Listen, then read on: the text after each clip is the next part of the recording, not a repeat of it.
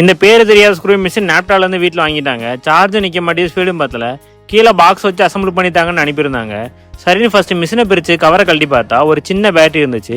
அதை எடுத்துட்டு positive negative red and black wire soldering வச்சு எடுத்துக்கிட்டேன். மிஷின் கவர்லேயே 2 ட்ரில் பண்ணி வயரை கீழே எடுத்துக்கிட்டேன். மிஷின் கவரை க்ளோஸ் பண்ணி பழையபடி மாட்டிட்டேன். இப்போ ஒரு சுவிட்ச் பாக்ஸ் வச்சிருக்கேன். அதை கீழே அப்படி மிஷினோட சேர்த்து ஸ்க்ரூ பண்ணிட்டு பாசிட்டிவ் நெகட்டிவ் வயரையும் கீழே எடுத்து பாக்ஸ்குள்ளே எடுத்துட்டேன். அடுத்து சாம்சங் ஐசிஆர் கேட்டகரி பேட்டரி 4 வச்சிருக்கேன். அது 2 பேரலாகவும் 2 சீரியஸாகவும் கனெக்ட் பண்ணி 2S 5S பேட்டரியாக மாற்றிக்கிறேன். அதே மாதிரி சார்ஜிங் BMS வைக்காம சிடிஎப்லேருந்து 2S பேட்டரி சார்ஜர் மாதிரி சார்ஜிங் போர்டு வச்சிருக்கேன். சார்ஜிங் போர்டையும் மிஷின் வேறையும் பேட்டரியோட சால்டரிங் வச்சுட்டு க்ளூ யூஸ் பண்ணி சார்ஜிங் போர்டையும் பேட்டரியும் ஒட்டிட்டேன். இப்போ பாக்ஸோட கவரை க்ளோஸ் பண்ணிட்டேன். ஆனால் சார்ஜ் போகிறப்ப இண்டிகேஷன் லைட் தெரியல.